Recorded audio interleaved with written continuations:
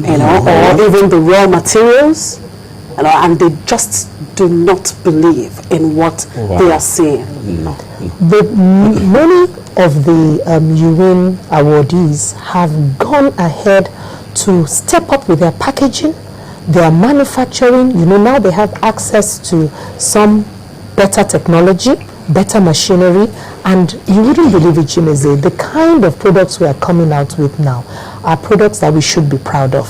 I have seen soaps made from shea butter, well wrapped and packaged, ready to be used in a hotel, or the tourism industry. I have seen shoes and bags I use made in Nigerian shoes. Oh, really? And very, very good. Well-made leather, properly, finished. So I think we should have some faith in the creativity of the Nigerian and believe that, yes, some of the inputs may have to be imported for now, but that's throwing a challenge to our petrochemical industry and other sectors of the economy, even the agro businesses, to come up with alternatives and homegrown, materials that can be further churned into finished products. All right, just a final word. Going forward, now, as the program progresses, what are the areas you think the government needs to really improve on? You were about to say something about that. I was going to give my recommendations that for this initiative to be more far-reaching, we need to have a kind of stakeholders conference and see how we can set up, through probably the Ministry of Trade and Commerce in each state, a think tank, where entrepreneurs can go to for help. I sometimes receive a request. I received a request from somebody in Enugu State, from Obolo or 4 village, saying, I want to do beekeeping. Where do I go? I had to tap into my networks at NEW to get him an address in Ibadan. So I have been burdened. I'm wondering, where does the average entrepreneur go to when he or she has questions? We need to set up something like that. We need to set up a helpline. We can use technology where possible using the websites, but we all know the power situation, which will improve, amen, so that we can use that more and reach out to many more people. And another thing is that the government can convert some of the trainings done for UN into physical products like a CD or something, so that that capacity building can be disseminated, youth core camps, the agri-business, the program, and so on and so forth. Finally, for Nigeria, we need to develop a handbook saying this is how to start business in Nigeria. This is where to get the licenses. This is how to approach the Corporate Affairs Commission. Qatar has it, Germany has it, UK has it. All of this is available on the website, and it tells you what to do. We need to begin to get our own solutions. All right, Raphael, just a quick one. What would you have to add? What are your suggestions on how to really move the program forward? What I would love to advise the youth is that they should go out there, log on to your website. You don't need to know anybody. Just make sure you have a very beautiful idea that can turn to reality, that can generate employment. And another thing I would love to tell them is that you can't be writing a business plan and be submitting CV. God says, let your eyes be single and the whole of your body be full of light. You can't be writing CV, you can't be writing business plan and be feeling visa lottery. So you can't combine the two. You have to concentrate. Definitely, God will see us through. All right. Thank you very much, Raphael, and of course to you, Mrs. Fire Williams. Thank you.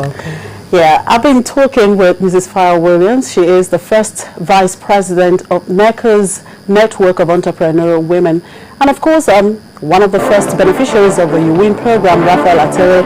And with that, we say thank you for being part of the program today. And I must say, thank God for Friday. Next week is another week, and we hope to be with you again. In the meantime, enjoy your week.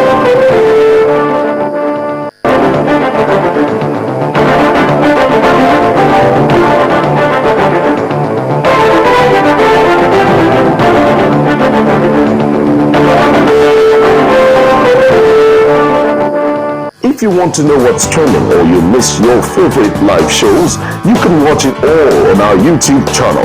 Simply log on to www.youtube.com/channelsweb, scroll down to your favorite program and click play. You can also view all uploaded videos by clicking on View All.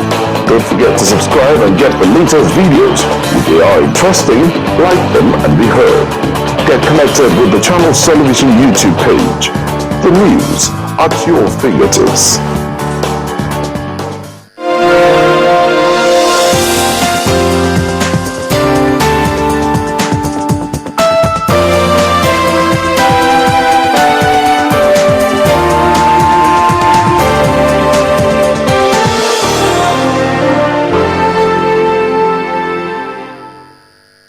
Economists, strategists, journalists, policy makers, everyone has one question. What are young people thinking and talking about right now? The conversation is ongoing on Rubbing Minds, live on Channels TV every Sunday at 3 p.m. and online at channelstv.com. Follow the conversation online on www.yniger.com/rubbing-minds and on Twitter at ynigertv with the hashtag Rubbing Minds. I'm your host, Ebuka Obi Uchendu, and you've never seen young people talk like this before.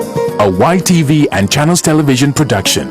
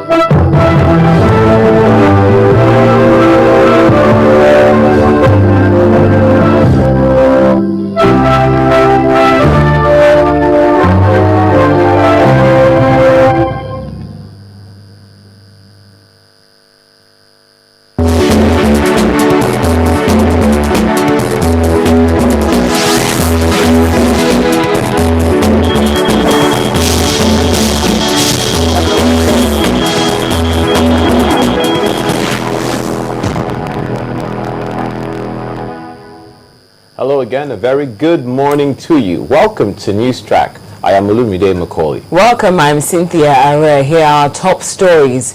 Get back to work or get a new job. That's the message from the federal government to striking lecturers, and December the 4th is the deadline. Now, if the Academic Staff Union of Universities members fail to heed that instruction, that step might just be as good as walking away from their jobs.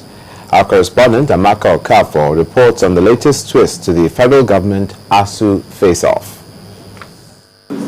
It's been 5 months since the Academic Staff Union of Universities ASU embarked on an industrial action to protest the non-implementation of the 2009 ASU-FG agreement. And after several meetings, the federal government seems to be talking tough. All vice chancellors of federal universities that are currently on strike should immediately reopen for academic and allied activities as directed by the pro-chancellors. Any academic staff who fails to resume on or before the 4th of December 2013 automatically ceases to be a staff of the institution. The minister says the federal government has exhausted all available avenues to end the impasse, hence the decision. You can notice the country where Mr. President will sit with you for over 13 hours and all issues have been resolved. And you promise that within 1 week you will get back to us, only to see later now giving new conditions outside what have been discussed. But organized labor has described the action as militarization and asked the federal government to rescind the decision. I read the press release and it's saying immediate effect.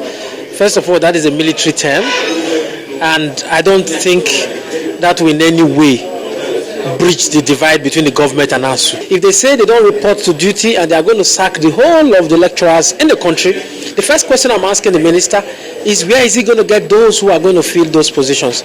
How many lecturers do you have in the country? How many of them are unemployed that you think you are going to employ the next day to fill it? And what you've just created is another avenue for brain drain, because you're going to have lecturers who feel that they are not being respected in this country, who are knowledgeable, and they will go somewhere else where they will be appreciated. But I think this will further bridge the divide between the government